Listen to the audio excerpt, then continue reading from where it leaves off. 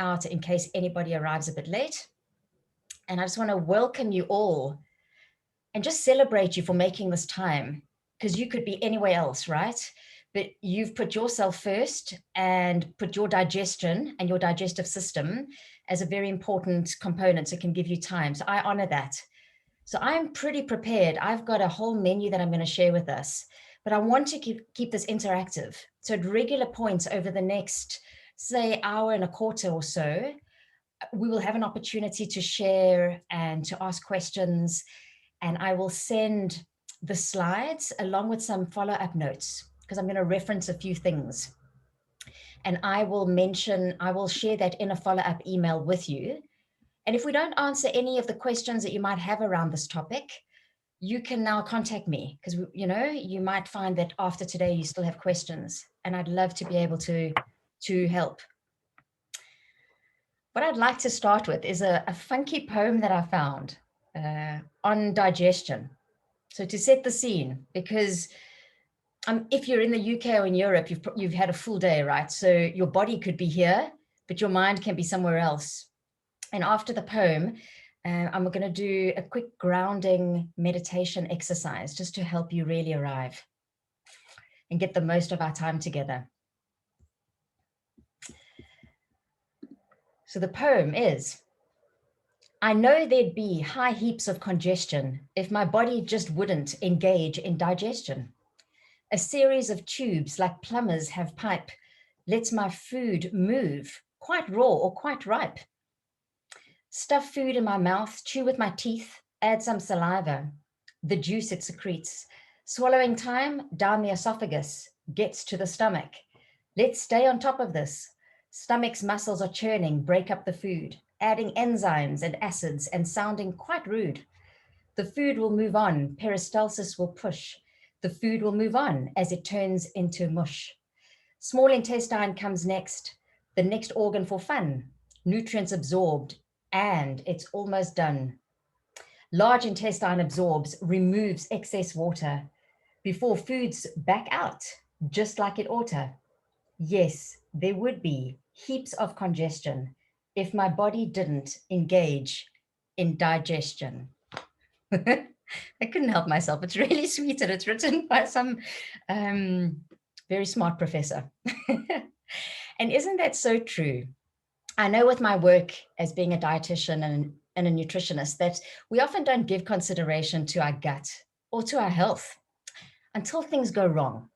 So I'm hoping that we can help with whatever has brought you here and piqued your interest and curiosity around this topic. And actually, on that note, I want to just share that I might have some practical exercises that I recommend, but you're always in charge of you. So if you'd like to do them, I hope that you give them a try. And if you don't, that's okay. And I've explained that I will share follow-up notes, and you'll be able to reach me if you have any questions. And also, because we're talking about the gut and how it relates to our health, this isn't medical advice. So if I give you some ideas and tips and techniques, because I'm hoping that there'll be quite a few practical things that you could consider, please be sure to speak to somebody or approach me if you have a serious health condition. I wouldn't want you to make dramatic changes if you weren't being guided through this. And I'm going to share my slide, and let me make sure that I can do that. I've got two monitors going on here, so it takes me a little bit of practice. There we go. So I love that quote. I don't know a better preparation for life than a love of poetry, or perhaps a love of cured meats, and a good digestion. So if you were to rate your digestion, like, what score would you give your gut? Maybe before you give an actual score, I'd like to take you through a very quick questionnaire that a lot of health practitioners use to help determine whether a person or an individual could potentially have a gut issue. So hopefully you've got pen and paper handy. And Mike, if you're driving, please do not try and write these down. But perhaps just in your mind, keep tab of the questions. Okay, thank you. Sure. And as part of the follow-up, I'll send you this actual gut questionnaire. So if you want to go through it in more detail, there are 10 questions. And what you do is you score yourself with no point, so 0, if it doesn't happen often or never. If you would say that that happens mildly, so sometimes. So mildly would be maybe once or twice a month. It's really not something often. Moderate would be maybe once a week, and then severe or almost always, which would be a score of 3. So it's either 0 for hardly ever, 1 for mild, 2 for moderate, 3 for severe, which would be almost on a daily basis. So the first one is, do you have constipation and or diarrhea? So it could be a combination of feeling blocked up or having loose stools. And trust your intuition with this. Yeah, don't get too stuck on the actual score. It's more of a feeling that'll give you some insight. Then secondly, how often do you experience abdominal pain or bloating and discomfort? Number 3, how often do you have mucus or blood in your stool? Number 4, how often do you experience joint pain, like arthritis, maybe gout, or maybe swelling like edema, perhaps in your ankles? Number 5, how often do you experience chronic fatigue or extreme tiredness? Number 6,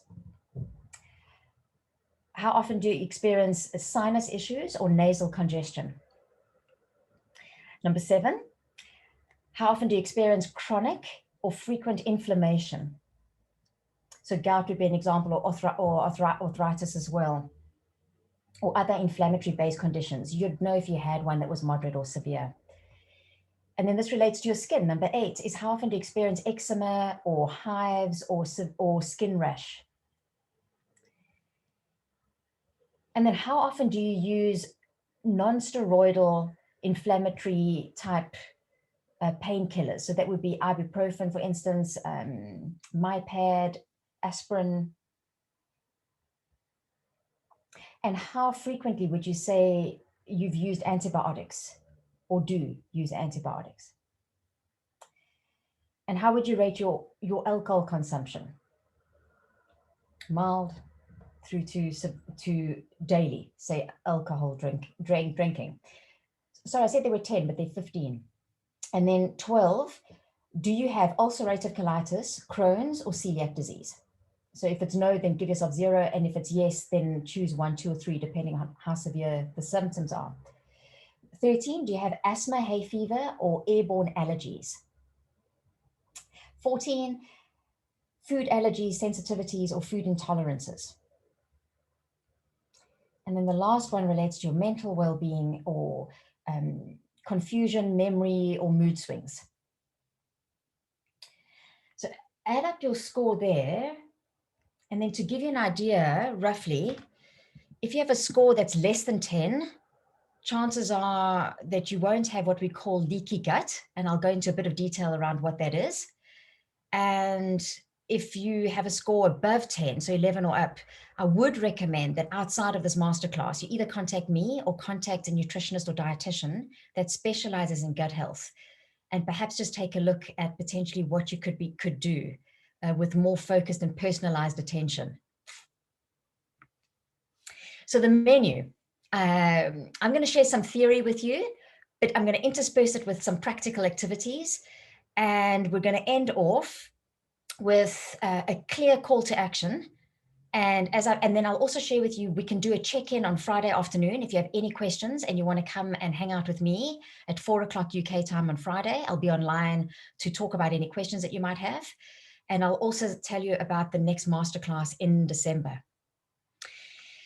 However, to arrive, because we have a head, a brain, this 4-pound universe that sits on our shoulders, we have a heart that is directly connected to the brain. And we also have what we call the second brain that sits inside our digestive system. And that's the ENS, the enteric nervous system, that is connected, the head, heart, and gut, as we may call it, or you may have heard. So to bring us here, our body is here, and to make sure that our heart's in the right frame of space and your mind too, I invite you to think about, when was the last time that you trusted your intuition? Was it perhaps moments ago? Was it a day ago, a week ago? Because your intuition is part of this gut-brain connection that we speak about. And it really is what I refer to in terms of an inner wisdom. So here's a little bit of an example of how your intuition and your brain can sometimes speak to each other. So you wake up in the morning and you say to yourself, what should I wear today? And your intuition responds, red. Or red what? I don't know, just something red. Why? It feels good. But I have an interview today. Isn't red too aggressive? You're missing the point. Well, what's the point? You like red. It makes you feel happy. What has happiness got to do with this? Everything. How? You'll see. Just trust me on this. So intuition is quite a subtle thing. And although we won't go into intuition as a topic in detail, I wanted to start with it and we'll end with it, because our body speaks to our minds a lot more than we realize. And generally, most of us, I know when I speak for myself that this is true, is I spend a lot of time from my neck up and wrapped up in my head and thoughts. And the more stressed I am, the easier it is to disconnect from my body. So I'm going to invite you now to take an opportunity to just for a minute or two, we're going to take a few deep breaths. We're going to reflect on what it is that we'd like to get from the session, because for each of us, it may be different. And trust that in this moment or two of stillness and quiet reflection, that your intuition will bring up what it is that you need. So I invite you, if you're comfortable to do so, to reduce the extra stimulus coming through the visual cortex by softening your gaze and looking down. Of course, if you're driving, don't take your eyes off on the road, from the road. And if you're comfortable, you can close your eyes. And on your next inhale, could you take a deeper breath into your belly? And as you exhale, could you notice if you could create any ease around your upper body, especially your shoulders, your neck, your jaw? I carry a lot of tension in my jaw. So bring your awareness to the heart area and take a deeper breath into your belly. And as you exhale, allow any tension around your jaw, your neck, your shoulders to soften. And bring your awareness to the start of the digestive system, which is your lips and your tongue inside your mouth.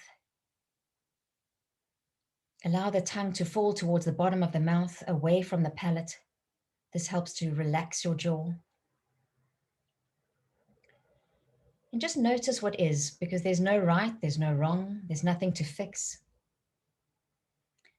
We're just going to take a quick trip down the digestive system. So from your tongue, bring your awareness to the back of your throat, your neck, where the esophagus starts and where the mechanism of swallowing takes food down towards the stomach, as opposed to the airway that goes towards the lungs. And then just behind your heart, on the left-hand side, behind your left lung, is where your stomach sits.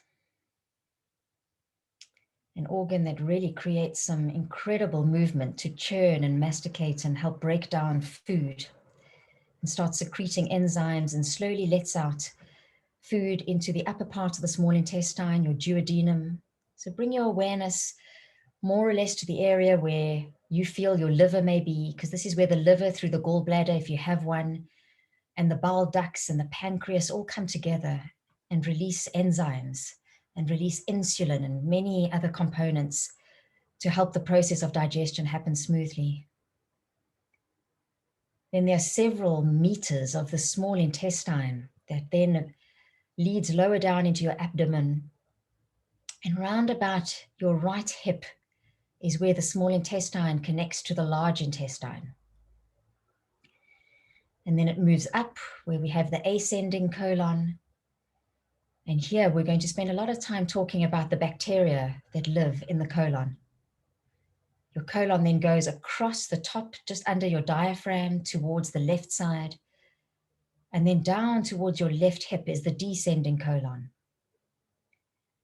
which then carries the waste or whatever's left that your body's not going to absorb, undigested fibers, which will go down into your rectum, which then connects to your anus.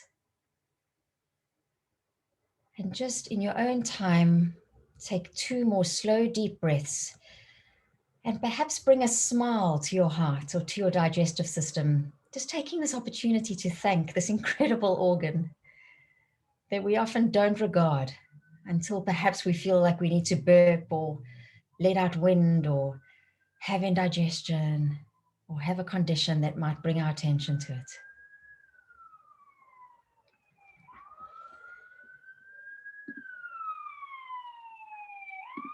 And when you're ready, gently bring some movement to your fingers and toes, opening up your eyes if they were closed, and arrive here, hopefully a little bit more grounded and present. I know that often helps me.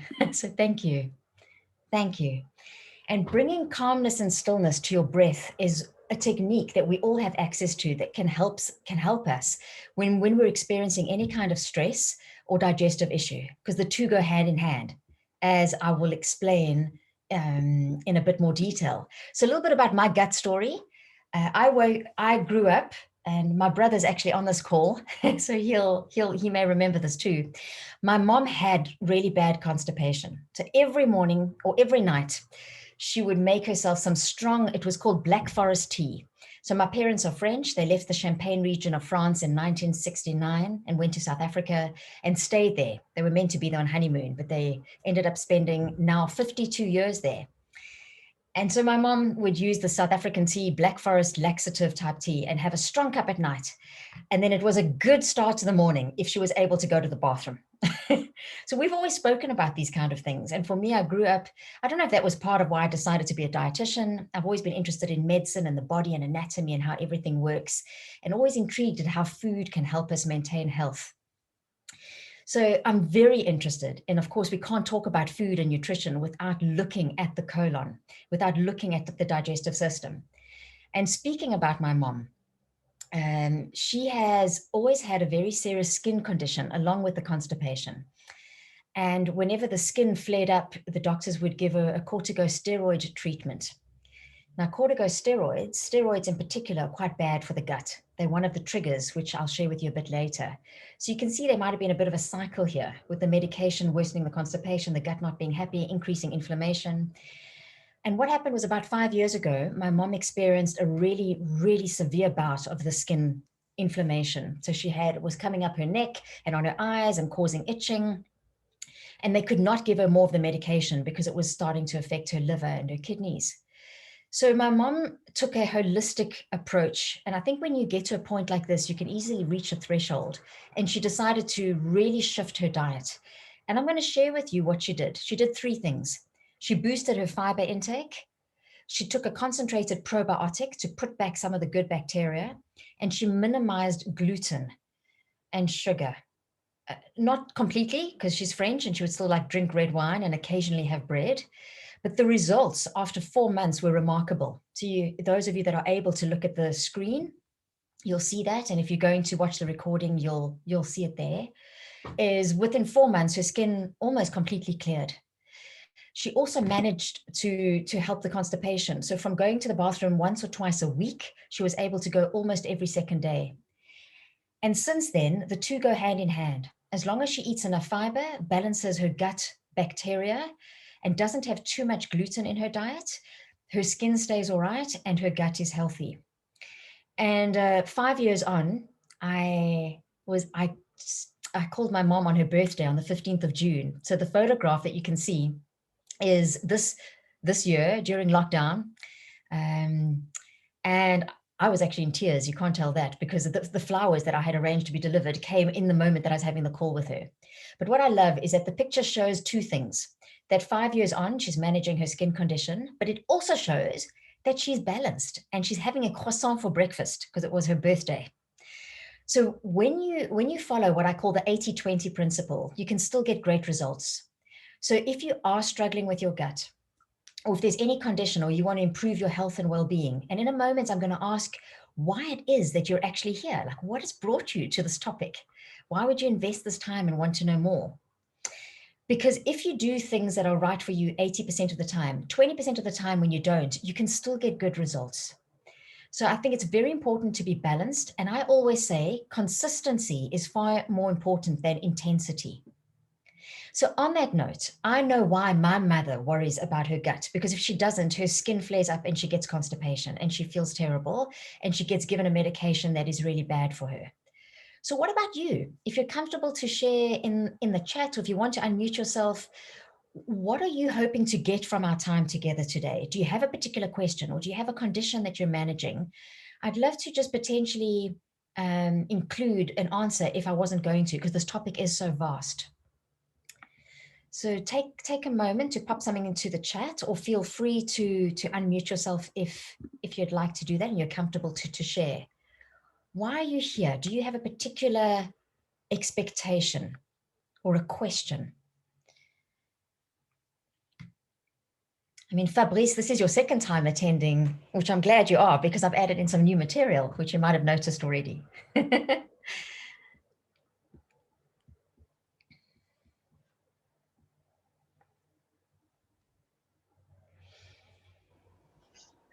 Hi, Celynn. Hi there, Colleen. I've got major gut issues. I don't have a gallbladder, so digestion is a problem. Okay. So that's what I'm here for. And I've also got CKD, chronic kidney disease, that I've been, it's been about 2 years now. So what I did is, I was never a meat eater. I would eat a bit of chicken and fish, and I've gone completely plant-based. Okay. So I'm finding that, yes, my kidney function went up from like 47 to 86% with just the change of diet, leaving out any animal protein. Okay. But I find that the lead, like your beans and that, are actually irritating my colon a bit. So that's why I'm here, just to. Okay. I've always had colon issues. Okay. Do you need to be careful of potassium because of your kidneys? Sorry? Do you need to be careful of potassium? Yes. All right. Potassium. Okay. Yeah. Okay. So when I'm going to speak about eating like an artist and having lots of vegetables, you need to be sure that you're not including vegetables that are potentially high in potassium. Yes. Okay, great. And yeah, Michael, excellent. Because my intention is that this workshop gives you some new insights and quirky facts about your gut.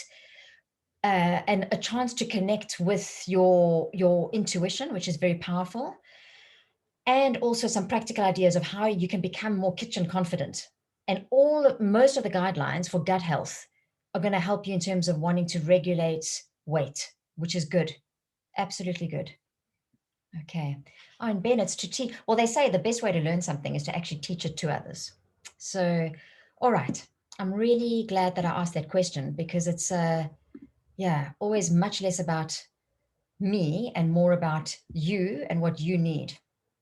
What I'm going to ask you to do is take a moment and write down in as much detail everything that you've eaten today. So grab a piece of paper if you are able to write, and jot down what you've had to eat so far. I'm specifically interested in the colorful, fiber-rich foods. So by colorful foods, I don't mean Skittles or M&Ms, if you happen to have had some of those, or Cheetos. I'm referring to fresh produce. So like, have you had any vegetables today? Have you had any fruits? Have you had any salads? Just take a moment just to jot those down. So what do you have in a typical day, or what have you had today, if today is considered typical?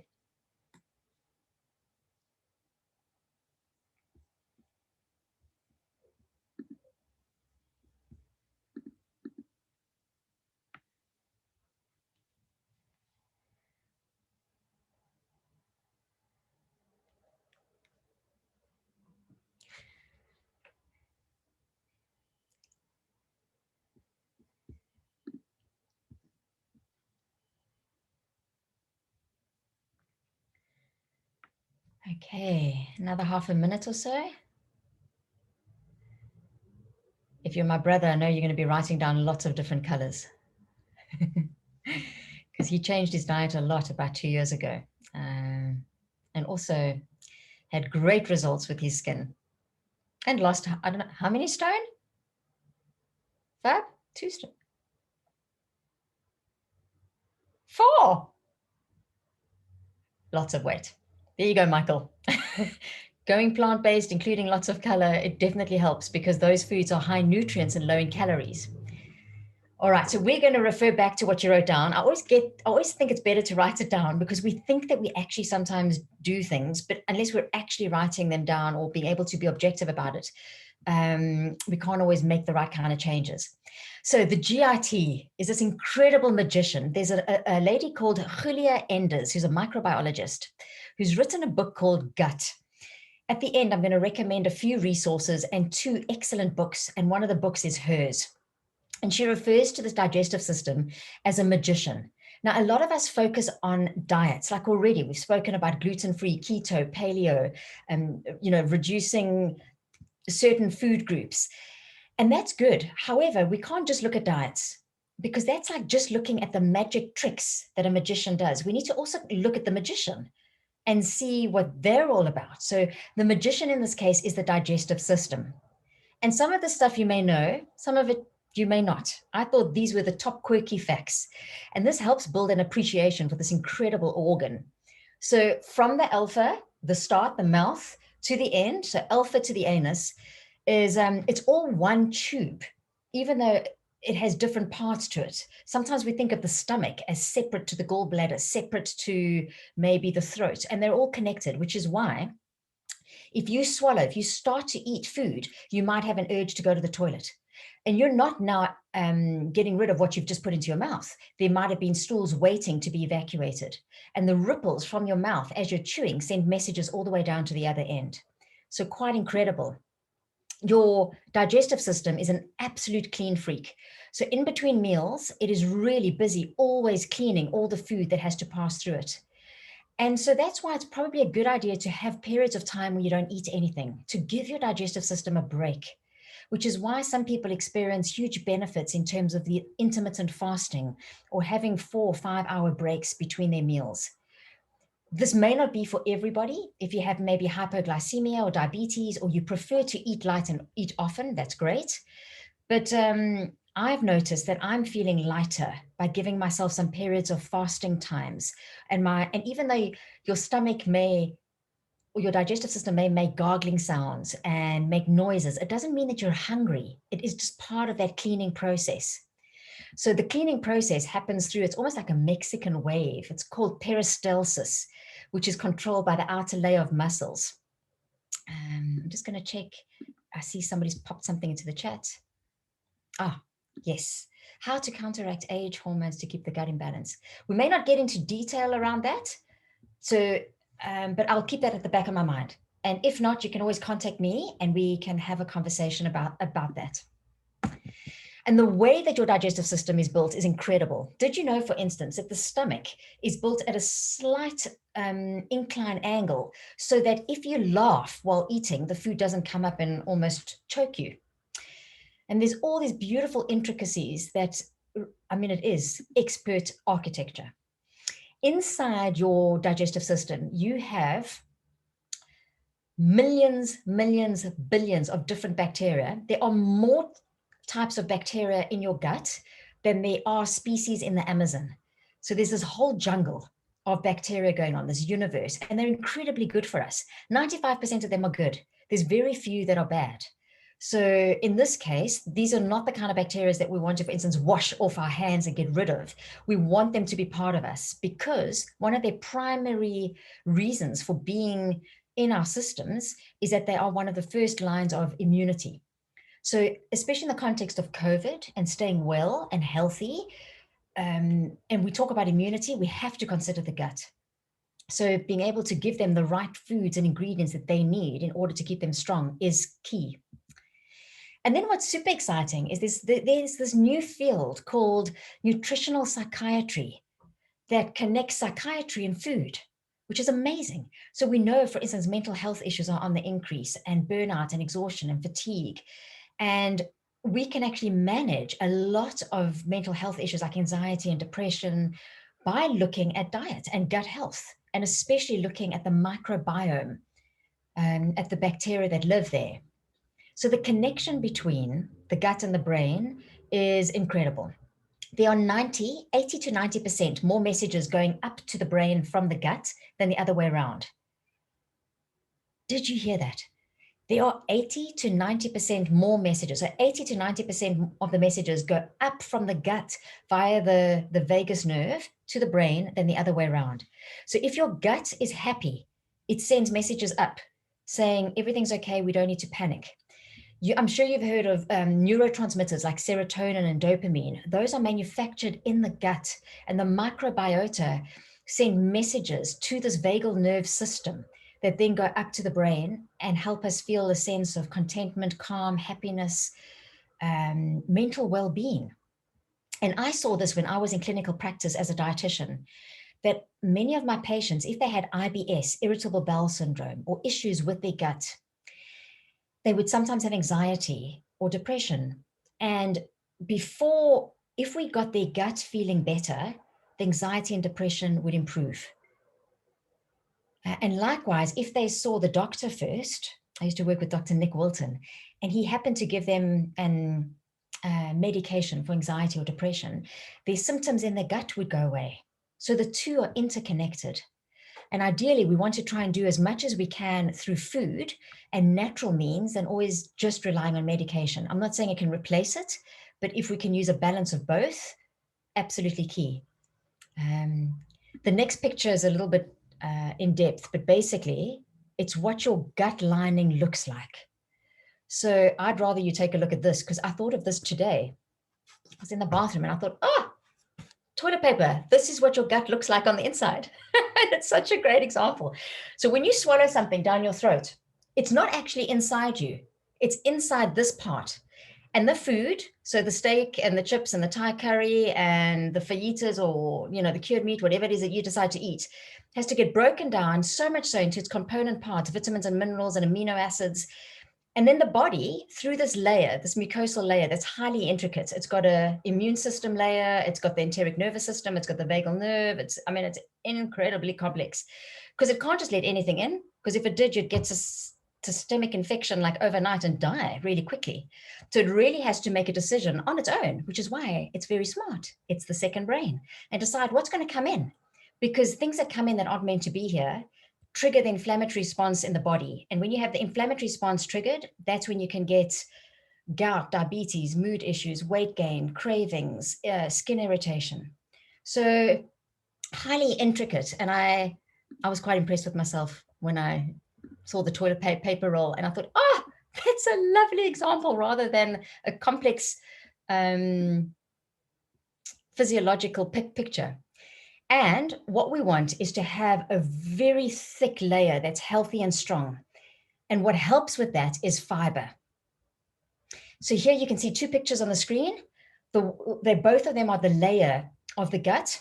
So this section here, and the one is quite thin, that's a fiber deficient diet. And the one that's thick, that's got lots of specialized mucus and the good healthy bacteria, is the one that's as a result of lots of fiber. So fiber we find in the form of soluble and insoluble fiber. It's the one thing that most of us are not eating enough of because of stress, because of our lifestyles, because of convenience foods, because of the way that we shop and live our lives. So are you eating fiber-rich foods? If you take a look at what you wrote down that you ate today or on a typical day, the colorful foods generally are the foods that give us fiber. There's some exceptions, of course, like you might have had porridge, and porridge is a high fiber food, and you might not have considered that a color. But does anybody know how many grams of fiber we should have on a daily basis? Anybody want to take a wild guess and pop that into the chat? How many grams of fiber do you need? Because once you know the goal, it makes it easier to hit the mark.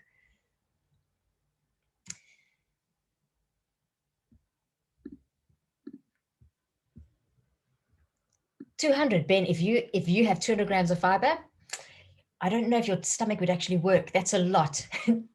20, it would be more right. So you need, the ideal recommendation is 25 to 30 grams.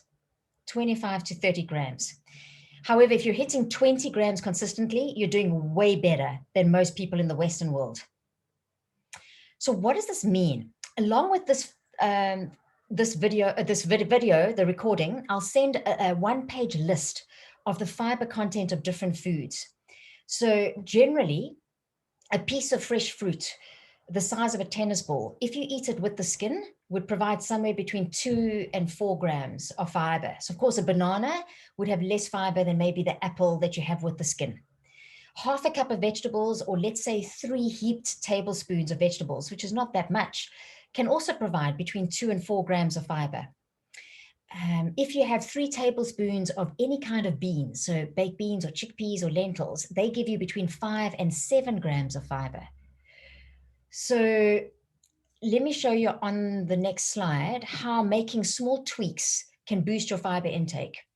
What you can see there is somebody who has a small glass of fruit juice with white toast for breakfast, a low-fat vanilla yogurt as a snack, some pasta for lunch, a snack in the afternoon being a cream cracker with some cheese, and then dinner is a crumb chicken breast with some mashed potato and carrots. And the fiber for that would be 13 grams, which is about average for a lot of us, but not nearly good enough. We need to double that. So how do we do that? Well, here, if you were to tweak that, let's say have the fruit instead of the concentrated fruit juice, and choose a higher fiber bread instead of the white bread. And as a snack, maybe add a handful of berries or a fruit to the strawberry, to the yogurt. And then maybe toss in a tomato-based sauce and choose a higher fiber pasta. And at night, don't mash the potatoes, but rather have it with the skin, or better yet, even choose sweet potatoes and have an extra portion of maybe vegetables. So you can see there carrots with green beans. And then in that day, you can boost your fiber intake up to 42 grams. So it's making these small tweaks that can help enormously, enormously. The key is in eating more colorful foods, ideally. And I'm going to go into detail and share with you the 7 ways that I generally make that possible without feeling like I have to go vegan or vegetarian. And this fiber, the primary thing it's doing is it's helping your digestive system work, the combination of soluble and insoluble fiber. That's why when possible, it's always good to keep the peel or eat as much of the vegetable as possible. Like when we eat broccoli, what many of us tend to do is cut off the stem and just have the florets. Whereas the florets are good, but actually you've got a lot of insoluble fiber in the stem. So you could also then slice that up and include that. And fiber, drum roll, feeds your microbiome. And your microbiome is this bacteria, this universe of microbes that live inside us that are so important. They are the messengers. They produce compounds that send messages via that vagus nerve and that enteric nervous system that I spoke about, from your gut to your brain.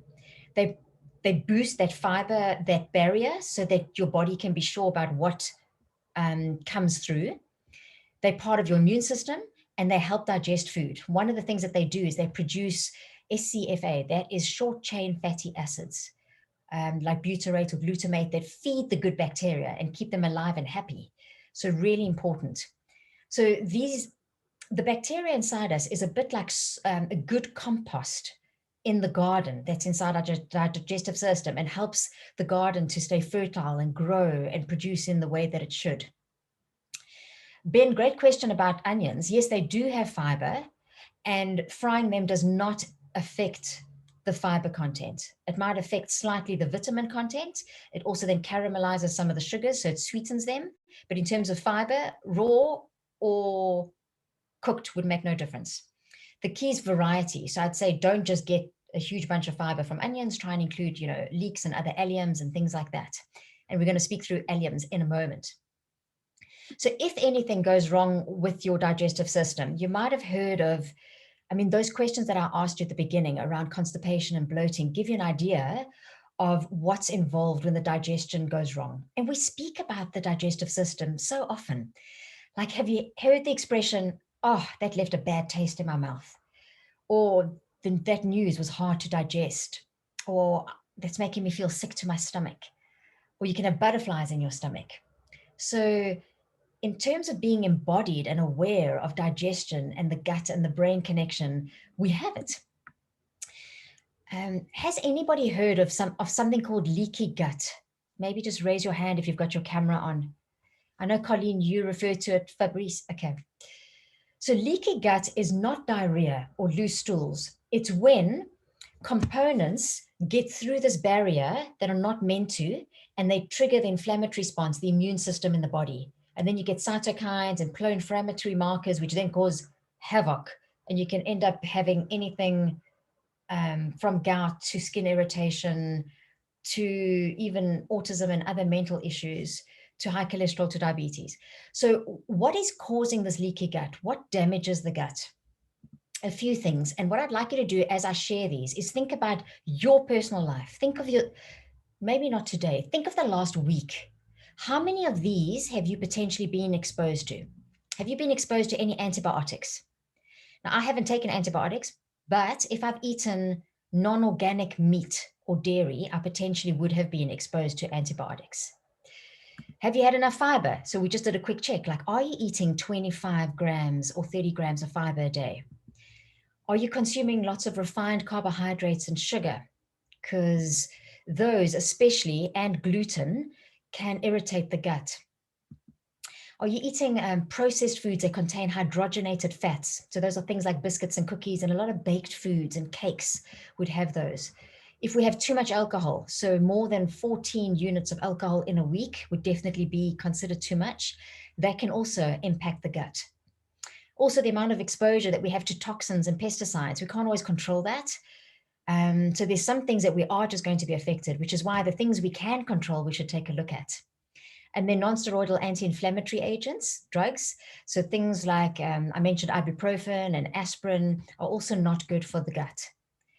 Some of us might have been exposed to certain parasites if you've traveled potentially. I've had quite a few friends who've been to places like India and in Africa and come back with very strange stomach issues where they've had to go through deep cleansing programs to help with that.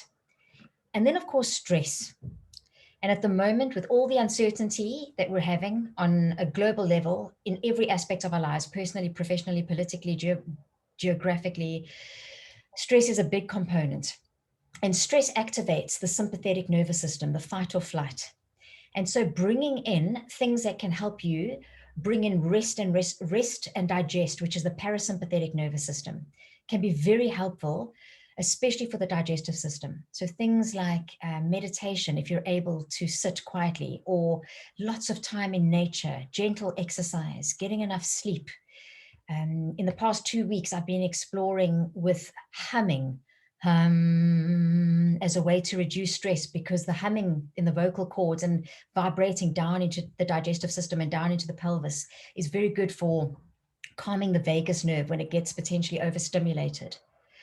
So I'd like to just highlight at this point that this is a holistic conversation. Although we're focusing predominantly on food, there's quite a bit involved.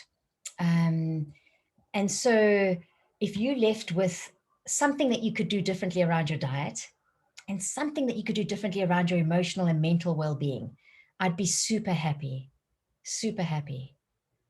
So I've mentioned several times that one of the key things that you want to do with your diet is to eat like an artist.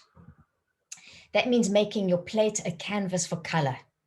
And as I mentioned, color is not always what we can see. When we go into grocery stores, a lot of the color is artificial.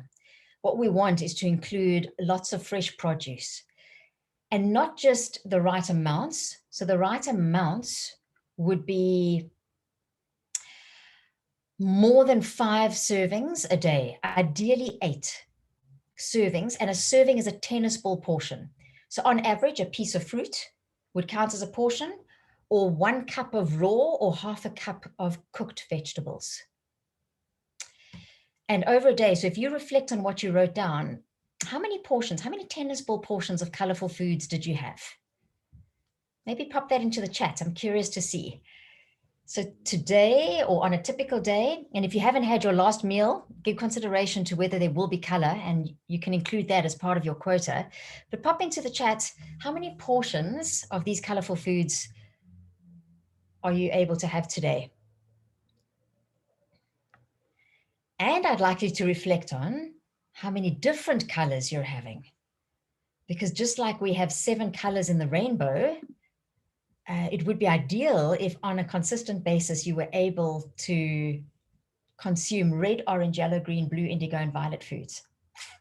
And I'm going to share with you some practical ideas on how you can do that, because it can seem overwhelming and it doesn't need to be. So is anybody happy to share in the chat how many portions they've had today? I see there Well done, David. 5 is like absolute baseline. I'd like everyone who leaves today to try and always hit 5, if not more. Yeah, because if you're having less than 5, it's almost impossible to get 25 grams of fiber in your diet and the spectrum of vitamins and minerals, and make sure that you give your bacteria a chance to really boost the good stuff.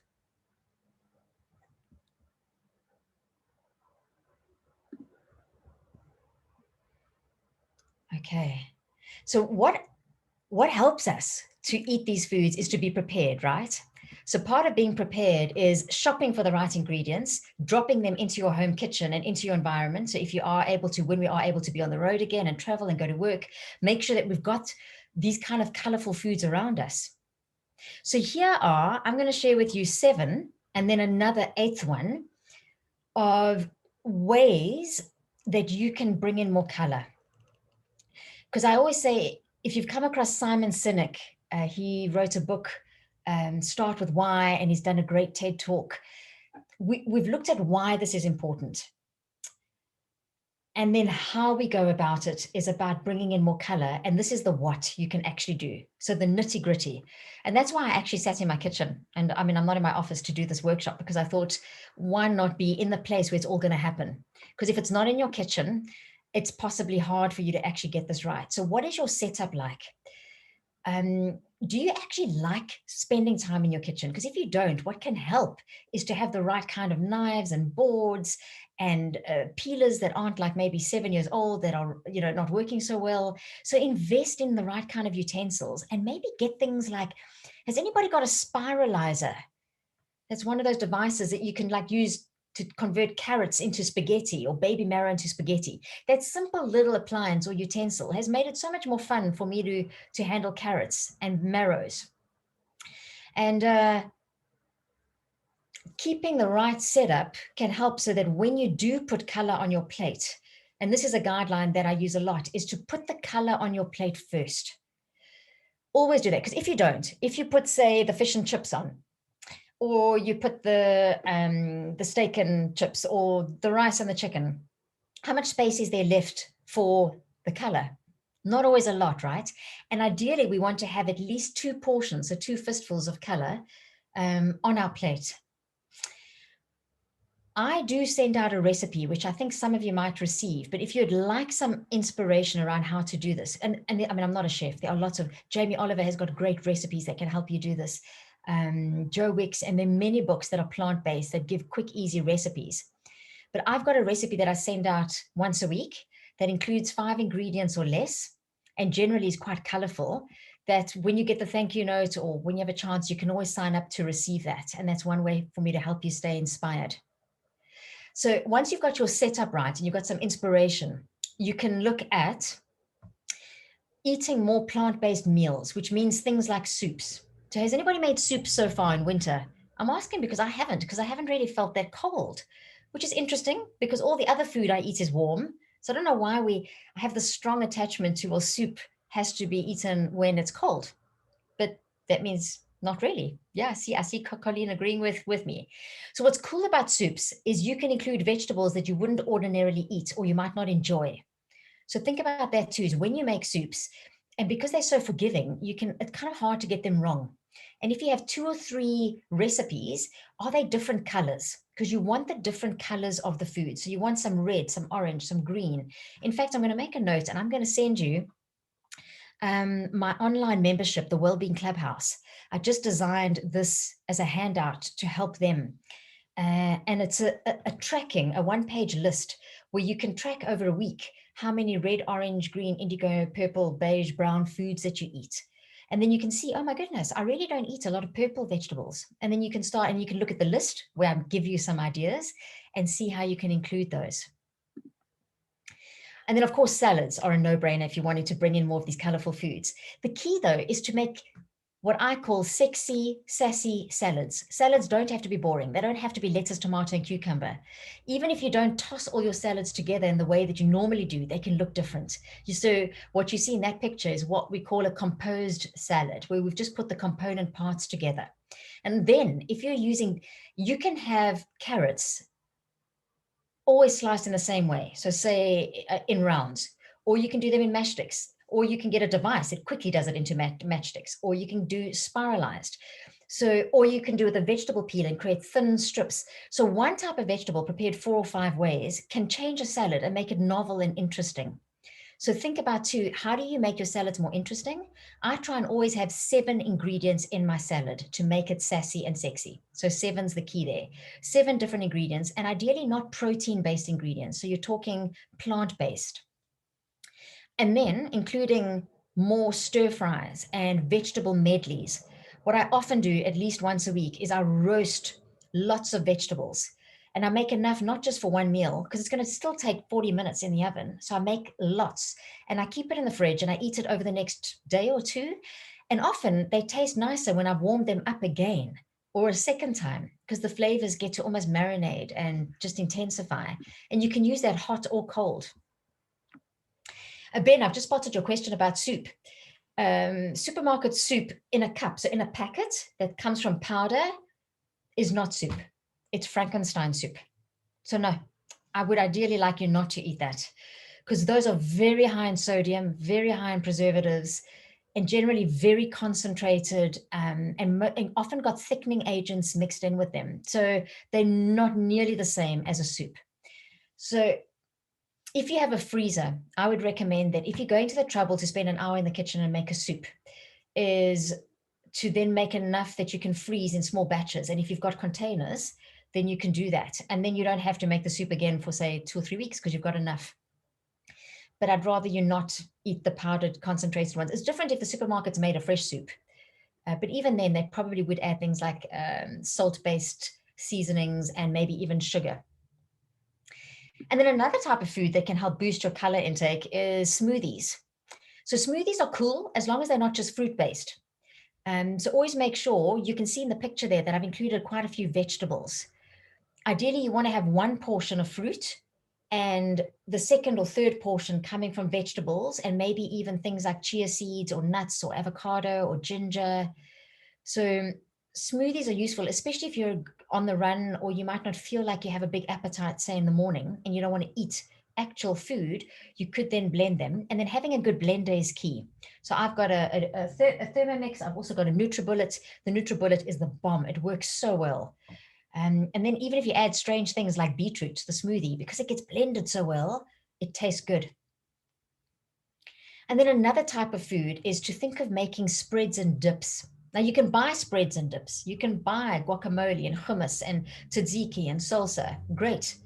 However, sometimes it's super easy to make your own, especially if you're roasting vegetables. You can take some leftover roasted vegetables, put a little bit of olive oil or a squeeze of lemon juice, blend them in your NutriBullet if you have one, or a blender, and you've got a lovely dip made from vegetables.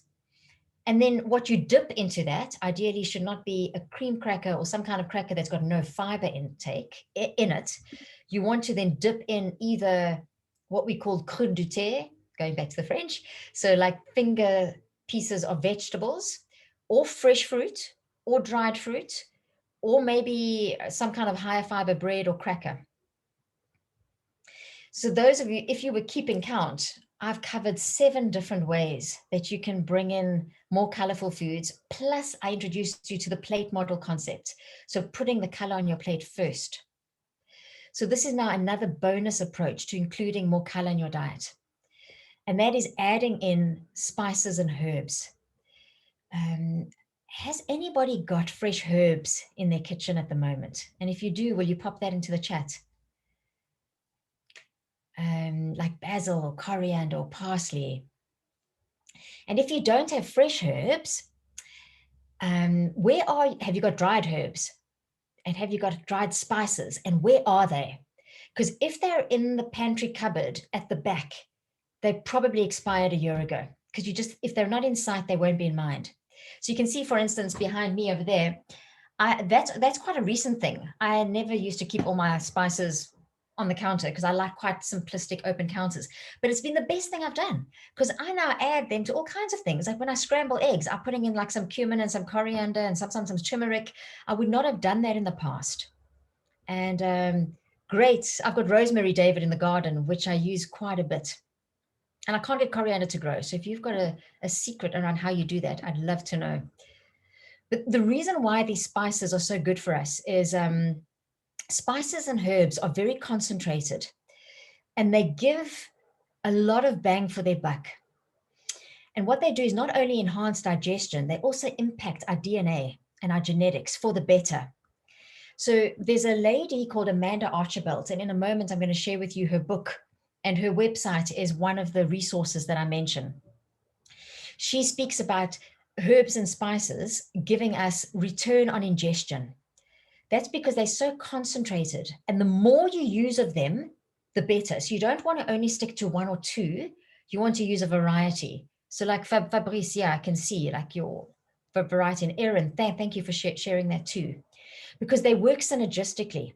So for instance, turmeric with a bit of pepper makes the curcumin inside the turmeric more absorbed. And a lot of these herbs and spices have got anti-inflammatory based properties because of the antioxidants inside them. So the take-home message here is just keep eating as much as you can. No problem, Mike. Off you go, and you can join us again, or you can watch the recording. I'll send you a follow-up note. I appreciate you acknowledging that.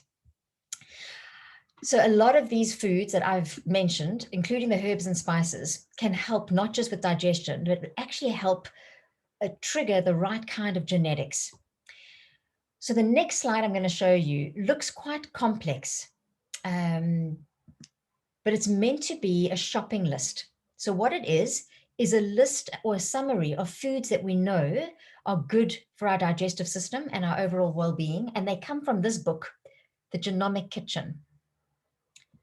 So Amanda Archibald is a dietitian who is a really good expert in the field of using food and culinary science to enhance digestion, detoxification, immunity, and overall well-being.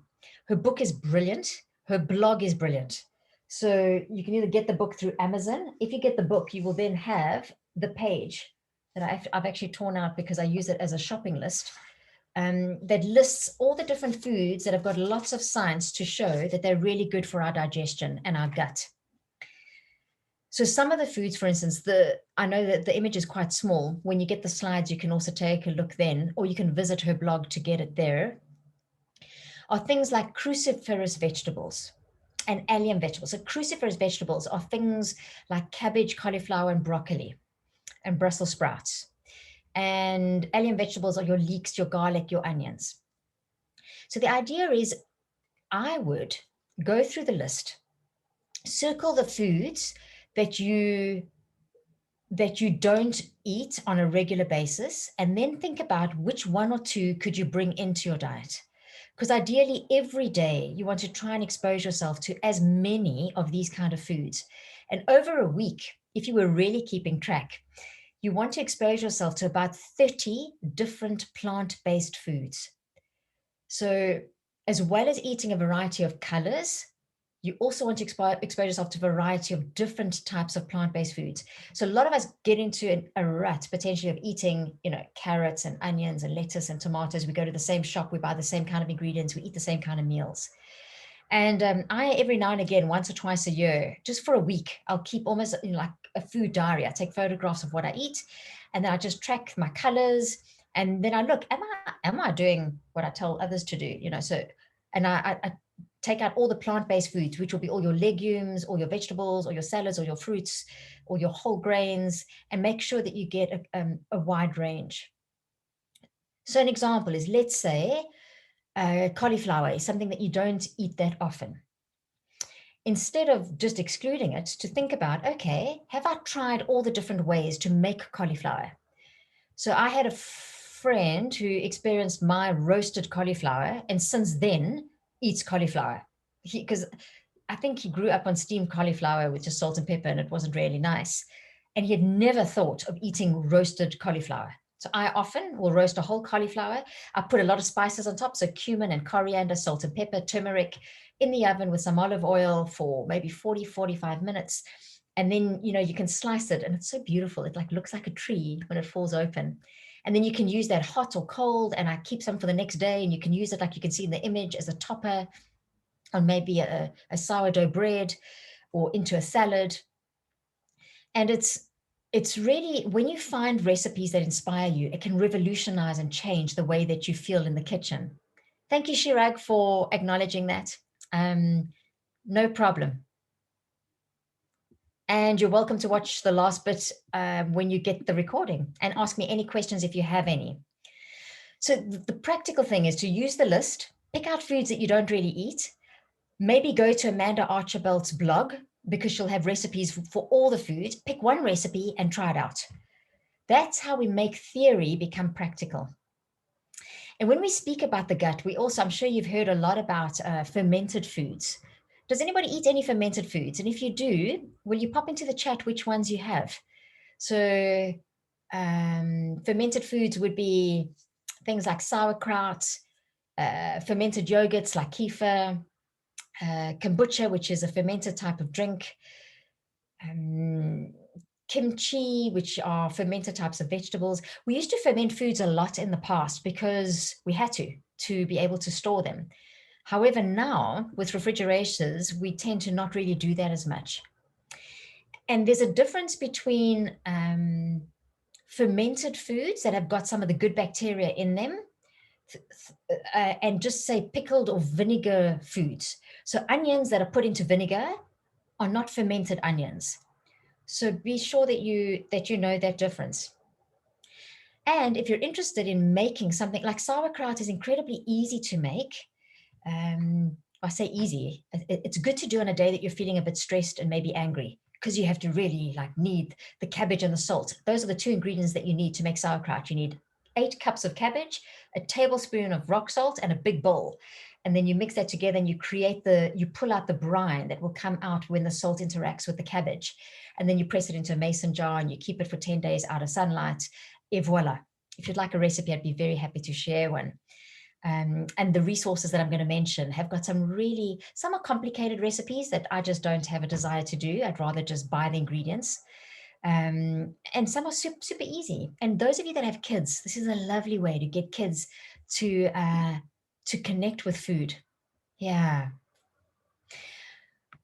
So we've covered quite a bit of ground in terms of diet. And so before I move on to the last section and we talk about our personal pledges and what you're going to do differently, I'm going to open up to a group discussion rather than putting us into breakout rooms. But I'd love to know if anybody's happy to share. If you think about so far what you're doing in terms of your gut refueling, what is working well and what do you feel could be improved? And be happy to, feel free to pop into the chat or to unmute yourself because we always learn from the collective. So if you think so far of what I've shared and your own gut refueling strategy, what is working well for you and what could be improved? What's working well for me is I'm definitely eating a lot more plant-based meals because I'm home and not traveling as much. So I find it easier because I used to spend like 3 nights a week in hotels, which isn't always easy to eat, especially raw, nice salads. The cooked vegetables you can get your hands on, but not the others. But what I could improve is I actually haven't made my easy sauerkraut in a long time. And now that we're going into winter, it could be good to include that. I'm trying to think if there's anything else I could improve. There is. It's been a long time since I've had fresh lemon, mint, and ginger with hot water in the morning. And I used to do that a lot before I have a cup of coffee. I used to have, strong ginger tea because ginger is very soothing on the digestive system. And that's something I haven't done. Okay. Thank you, Colleen. I'm glad that your plant-based diet is working and that you're aware that you could bring in more color. So that's potentially where then you can find your personal pledge. And Magdalena, to include more colorful vegetables. Brilliant. Michael, in terms of being aware of fiber, and there's 2 ways you can do that. You could use an app like MyFitnessPal. and like put in the foods that you eat, and then it calculates the fiber. Or you print out the sheet I'm going to send to you, and you more or less every day you can just skim through and see, okay, I had a cup of salad, that's so much fiber. I had a piece of fruit, that's so much fiber, and see if you're getting to over 20 grams, but as close to 30 grams a day as possible. Excellent. Excellent. So all this food that we eat, that we will eat, and if you need some ideas and inspiration around recipes and ingredients and more information about probiotics and prebiotics, these are, I mean, there's so much out there. But I would say if you stick to these, so the first two are great websites: Cultures for Health and Nourished Kitchen. They've got excellent, easy to read, consumer friendly blogs and recipes and products if you wanted to buy any. There's also an excellent podcast by a dietitian called Let's Gut Real, because there's a lot of false information out there. Lots, especially around this topic, because people are becoming more and more aware of it. So don't believe everything you see on Instagram or here. Make sure it's coming from a credible professional, not somebody that's been paid to sell a product. And then the two books I mentioned are Genomic Kitchen, and Amanda's also got some lovely recipes that bring in all these foods that we know are good for our immunity, our digestion, and our DNA. And then that book by Julia Enders, if you're just interested in understanding more about the gut, is the most hilarious book about the gut. In fact, she's the person who's inspired me to talk about this as we wrap up. Is we often, when we talk about food and digestion, we speak about what goes in, what's on our plates, our stomach, but then what happens in the bathroom, which is an incredibly important part of the whole process, because what comes in has to be either absorbed or then go out. Otherwise, like the poem mentioned, which I have here, yes, there would be heaps of congestion if my body didn't engage in digestion. So, did you know, I did not know this, that the first flushable toilet was designed by a chap called Thomas Crapper? And that's why we talk about crap. I thought that was funny. And we've got to keep a sense of humor when we talk about all things well-being, because if we take ourselves too seriously, that just makes things worse and can cause blockages. It literally can. When we are tense and uptight, or when we don't process emotions, we can literally cause potentially blockages and indigestion and promote inflammation, which we don't want. So when it comes to the bathroom, what I suggest is that occasionally we pay attention to not just what's happening, but also how we sit. So I recently, before second lockdown, was able to work abroad, and I worked in the Maldives with Muslim-based clients, a group of Iranian CEOs. And the one afternoon, we ended up talking about toilets. And what I didn't know was just how unfamiliar my toilet, which is a Thomas Crapper type flusher toilet, is to those individuals. So the ladies were sharing with me, saying how when they're confronted with a toilet that they have to sit on, it feels very awkward and unfamiliar. It's almost like, what do we do now? Like, it feels like we're at our desk, because they're used to hunching down and using different toilets, right? Which I'm not used to. And this brings me to, I don't know if anybody here has got one of those footstools that helps to lift your feet up. Do you? Great. Because Julia Enders and a lot of the experts that are writing about gut health are saying that when we sit on the toilet and we have right angles, so 90-degree angles, it's the worst position for the colon and the rectum and the anus in terms of excreting. So whether you have issues or not, I never used to use this footstool until I went to a friend who had one, and it felt so much easier. And I've never had issues passing stools, but it was so much easier. So we don't know what we don't know. And you can easily order one on Amazon, or just use some kind of little bench to try it out initially before you want to buy one. But that's a great way to start, is to make sure that you're not sitting at right angles, but lifting up your knees slightly and leaning forward so that you have more of a 45-degree angle. And that helps. And that's exactly how you would be if you squatted on the ground. And then to every now and again, look behind you and pay attention to your stools.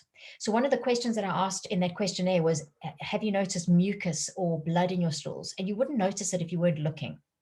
So I know sometimes boys often have competitions and talk about these things Girls, we certainly didn't. I did because I had a mother that was quite open about it. But there's something called the Bristol stool chart. And they classify your stools, on 7 different levels. And ideally, you want to have somewhere between a type 3 and a type 4. And I've noticed for me, and when I've spoken to my patients and clients about this, the more protein you eat, the more likely your stools are meant to be quite hard pellets. So too much protein, that means not enough fiber, means you can get hard pellets. If you have lots of mucus, it could be because you might have had too much dairy. Anyway, it's all just really good information, and important to also consider these things. And it's not just what's happening inside the toilet, it's also the fact that when we go to the bathroom, it's an opportunity to also anchor certain habits. So for instance, when I go to the bathroom, I've just moved out of London, it's been 8 weeks now. And the way the toilet is the toilet paper is on the toilet at the back, as opposed to there's no place to put a toilet roll on the side. So I have to always lean back. And in the beginning, it was irritating me. I was like, I was just like irritated. And I'm like, well, this is not going to change. So could I use this irritation as something positive? So every time I reach back, because I go to the toilet quite a lot, I drink lots of tea. And I ask myself in that moment, what do I want to leave behind me? Maybe there's a bit of stress or tension. So I've also got another client who recently, whenever she goes to the bathroom and she flushes, she also just metaphorically, emotionally asks herself, is there any negative emotion that I need to allow to be flushed away? When you wash your hands or splash water on your face and look in the mirror, could there be an opportunity to affirm an intention that you have for yourself? These are small things that we could then use to make the bathroom visits that we do so often actually more than just a bathroom visit. So as we wrap up, I'm going to share with you a summary of what we've spoken about. And what I'm going to ask you to do, and I always do this in all my workshops, is to ask you to think about, you might have a couple of good ideas that's come up for you. And you can write down a few, but I really want you to commit to one very specific action that you're going to take. So what is one thing that you're going to be very clear on where and when and how and why you're doing it? Because once you have a strong enough why, you'll always find a how. And then that is going to become your strategy for managing your gut health until it becomes part of your daily rituals and you do it almost on unconscious, in a form of unconscious competence. Then you can build on that. So we've spoken quite extensively about eating like an artist. And what that means is having a wide variety, ideally if you were counting it and being specific, 30 different plant-based foods per week, but also a variety of colors. And think of the rainbow: red, orange, yellow, green, blue, indigo, and violet. So the more colors you expose yourself to, the more bioactive compounds you get.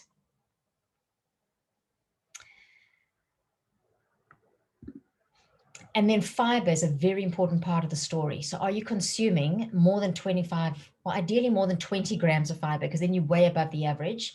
But the closer you can get to 30 grams of fiber a day, the better. And you can get that through eating like an artist and including higher fiber options whenever possible, like a higher fiber cracker or bread or pasta or brown rice instead of the regular ones, as well as legumes, if you're able to tolerate them. So Colleen, I know you mentioned that legumes might not be good for your colon. So there could be other ways that you can also get fiber supplements that are more gentle on the stomach. But ideally you want to start with food as much as possible. Then think about adding in pre and probiotic foods. So those are your fermented foods that we spoke about. Prebiotic foods are the alliums and the cruciferous vegetables that are on that list that I mentioned. So things like garlic and asparagus, and they're all there, the cabbage and cauliflower. And that's why I said the best thing to do is highlight the ones that you don't eat on a regular basis. Choose one, find a recipe or two, and bring that in. And that's the way that we actually create change. And then think about, could you take probiotics? Like my mother takes probiotics.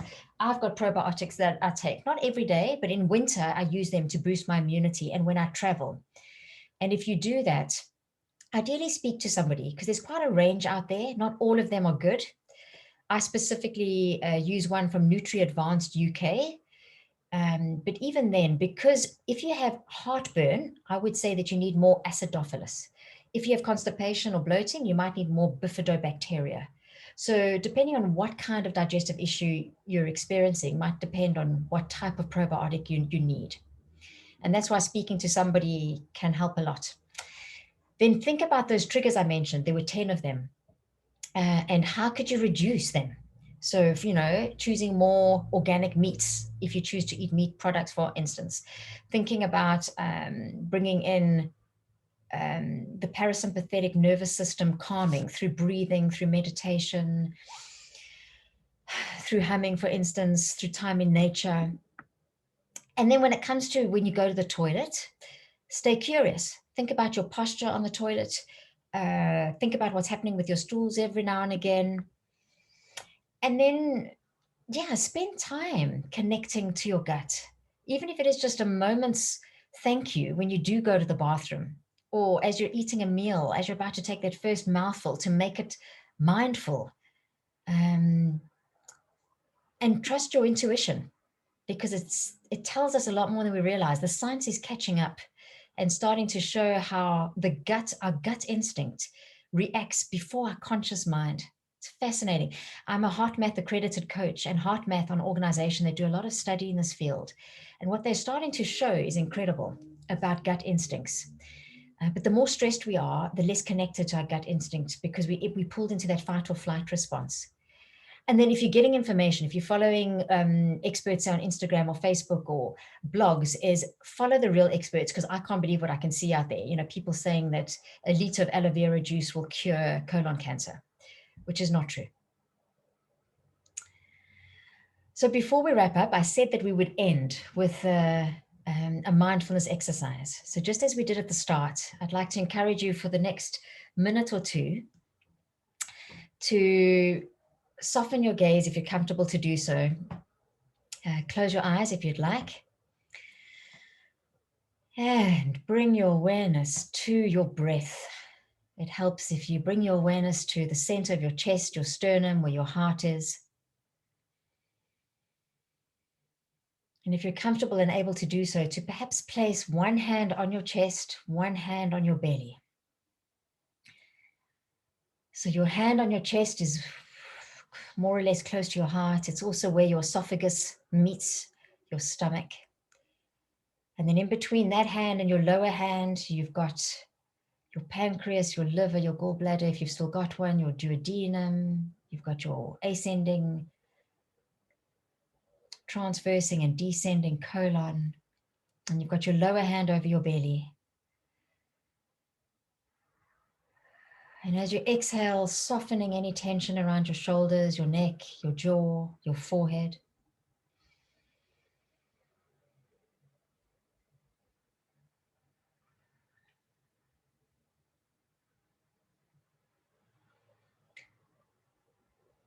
And on your next inhale, to breathe deeper into your belly, allowing the lower hand to move a little bit more out than usual.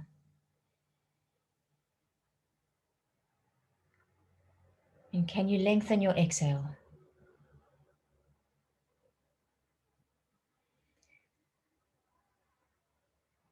And bringing a smile to your mind, to your heart, or allowing the corners of your lips to gently turn up as you give thanks.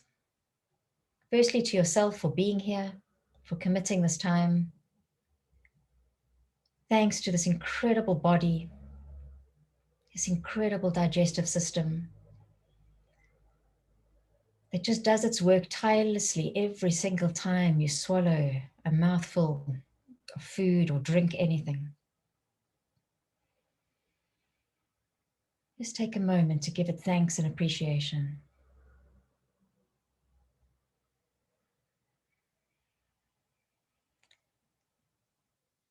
And trusting that this enteric nervous system, this incredible second brain that we're only now really beginning to understand, will guide you not only into what to do around helping your gut health, but how to fully support yourself overall.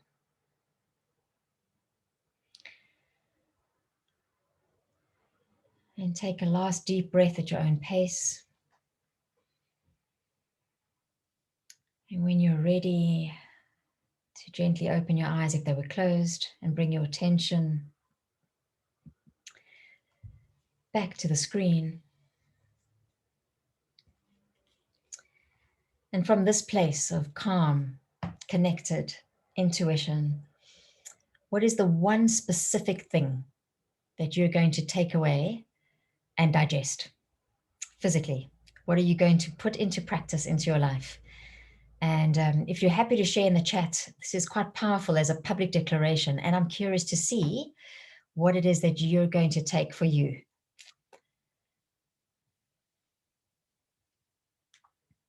And I see, Lorraine, you had a question about, if you clarify your question, I'll answer it. I'm not exactly sure what you mean by fluids to increase or decrease. Is that related to fiber?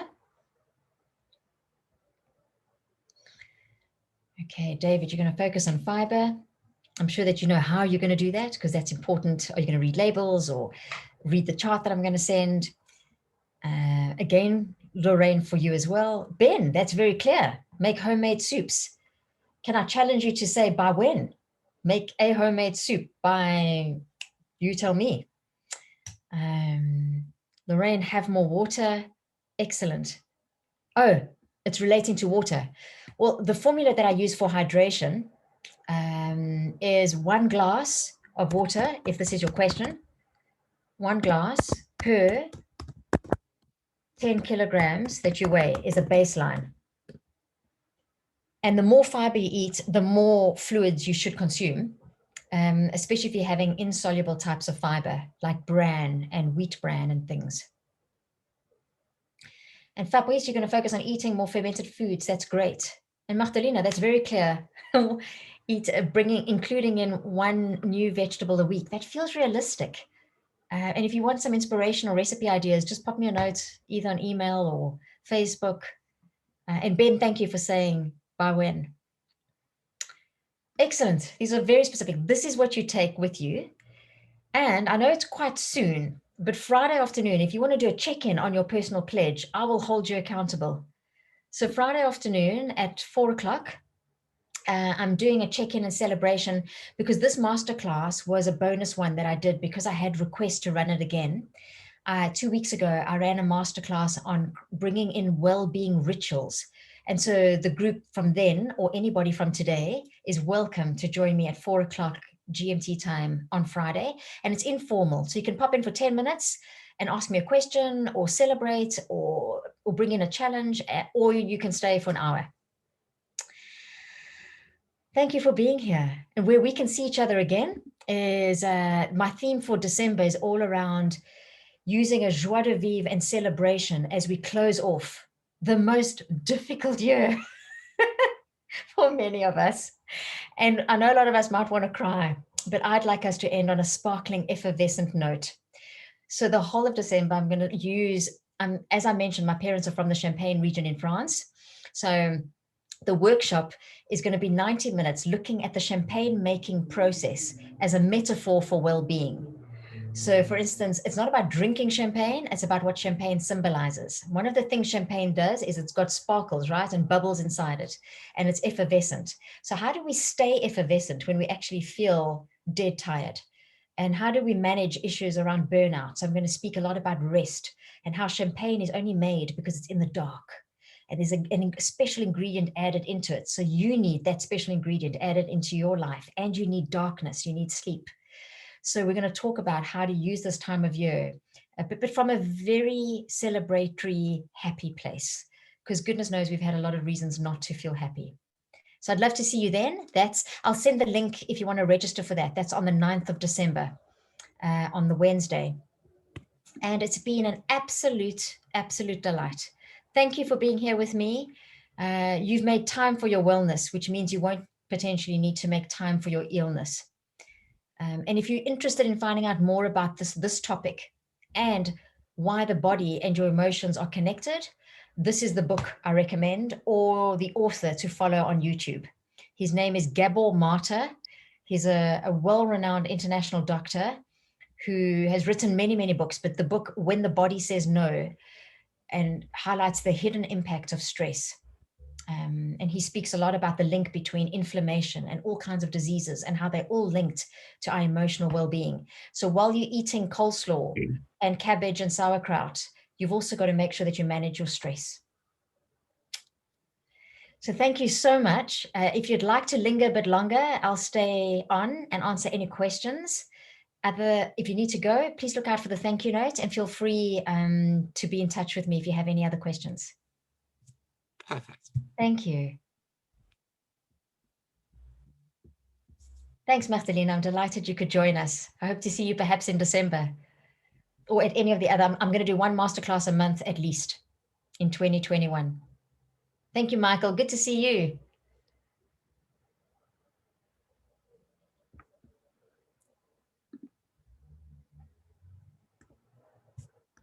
Oh, most of them have gone.